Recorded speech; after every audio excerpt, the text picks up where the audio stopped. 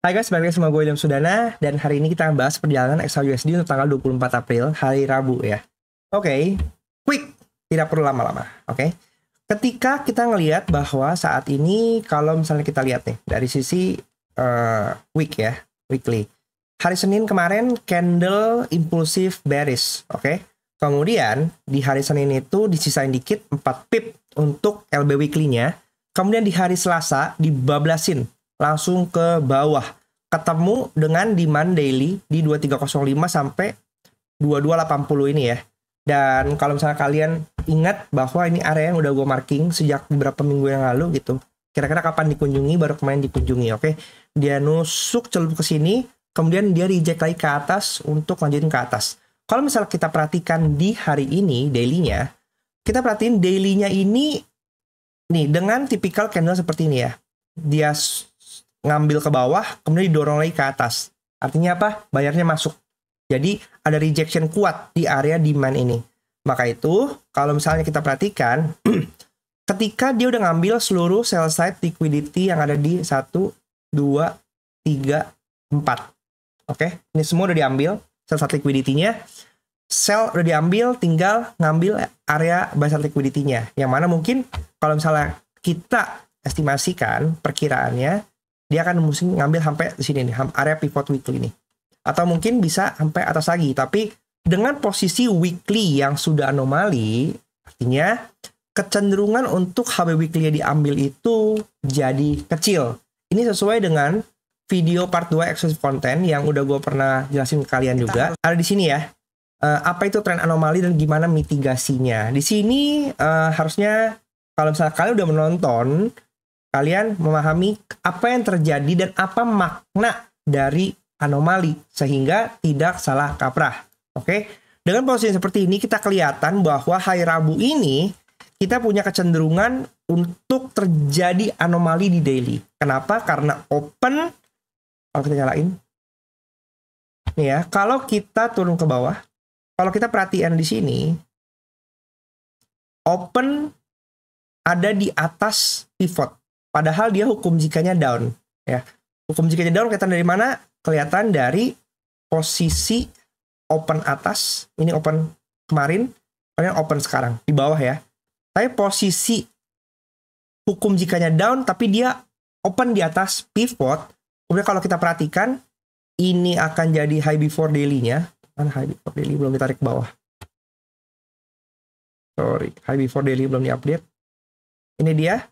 High before daily, dia ada di bawah dari R1. Ya, jadi kemudian S1 daily-nya ada di atas dari low before daily-nya. Gitu. Nah, dengan posisi seperti ini, lebih clear bahwa potensi untuk dia terjadi anomali daily itu cukup besar. Gitu. Apalagi kita ngelihat jarak antara pivot ke HB-nya ini lebih dekat, harga open ke HB-nya juga lebih dekat. Dengan posisi hukum jika down, ekspektasinya apa? Busurnya akan ke atas, baru dia target ke bawah kan. Sekarang, tahanan yang bisa menjadi area adalah nanti resisten di time frame kecil-kecilnya. Kalau kita perhatikan, ini Asia yang sekaligus menjadi high before daily ya. Walaupun Asianya sekarang down. Oke, Asia juga down ya. Ini ada di sini, kemudian dia open di sini. Jadi open Asia terhadap open Asia now itu juga down. Maka dalam timing yang saat ini, sekarang gue rekam sekitar jam 9-an, ini kita ngelihat apakah busur Asia akan dipentokin sampai ini, dia udah sempat mentok di LB weekly, belum berhasil nembus ke atas. Apakah dia akan bisa nembusin? Karena kalau kita ngelihat tipikal anomali kemarin, di Asia dia take control. Atau kalau misalnya Asianya nggak kemana-mana, ya kita bisa nanti di London akan seperti apa. Karena masih dalam timing busur daily gitu. Oke, untuk kalian yang penganut mungkin SMC, mungkin kita bisa mengacu kepada tarikan Fibo. Karena ini high-nya udah diambil, maka ini bisa jadi low valid. Maka kalau kita tarik Fibonacci di sini, dengan posisi dia udah sweep, maka kita bisa expect kenaikan bisa ada di area mulai dari 2354, 69, 80, dan 90. Maka kalau misalnya kalian penganut orang cari diskonan, kita bisa perhatikan di area di sini. 2369 sampai 2380 yang bisa menjadi area pantau kita. Dan kalau misalnya kita tarik ke sini, ini juga menjadi area support become resistant. Sini ya. Apakah mungkin bisa stop di sini aja? Bisa aja sih. Nggak ada yang nggak mungkin kan. Jadi kita bisa pantau area-area di sini nih, gitu. Yang ini bisa kita tarik lagi. Oke. Ini bisa jadi area kenaikan karena kalau misalnya kita perhatikan ada apa sih di area 2369, 2380? Pivot weekly ada di 2373. Sambil nanti kita ngelihat kalau misalnya benar-benar hari ini terjadi anomali, maka otomatis hukum jika besok daily akan menjadi up. Up berarti sejalan dengan timing target daily. Yang nggak boleh kita lupakan adalah timing tetaplah timing. Walaupun dia sudah terjadi anomali di weekly-nya, tapi tetap timing target weekly yang akan terjadi. Tapi kemungkinan untuk break HB weekly-nya itu yang lebih kecil. Terlepas dari kalau misalnya ada berita geopolitik ya, itu kan di luar kontrol kita. Tapi secara hukum dan konsep dasar, ya HB weekly ini akan kecil kemungkinan untuk dijebol gitu. Jadi kalau kita perhatiin di sini, area-area yang bisa kita pantau, ini area 2358, seperti tadi, Fibo 50-nya.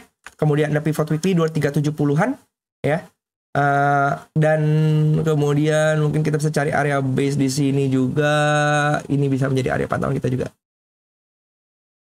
Karena ada candle base kecil di sini ya. Artinya apa ini? 2380, 2381, 2387. Cocokin ada yang tadi 23, nah 2390 cocok. Oke, jadi banyak confluence yang bisa menjadi area pantauan kita. Untuk saat ini sendiri, hari ini tetap kita akan lihat dulu reaksinya seperti apa. Kalau misal terjadi anomali, ya berarti siapkan kalian bisa pasang area misalnya buy stock mungkin di atas HB daily, ya kan? Bisa ngejar kemana? Ya ke area maksimum mungkin R1 daily-nya, atau kalian hanya mau scalping dia ngambil sweep 20 pip juga fine-fine aja. Tapi kalau misalnya tiba-tiba hari ini enggak terjadi anomali daily, maka apa? Targetnya adalah break LB daily-nya.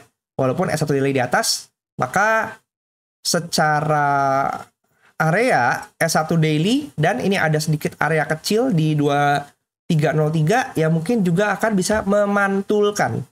Kalau dia akan turun ke bawah begini, mungkin bisa area di sini naik ke atas, atau mungkin area di sini di candle ini.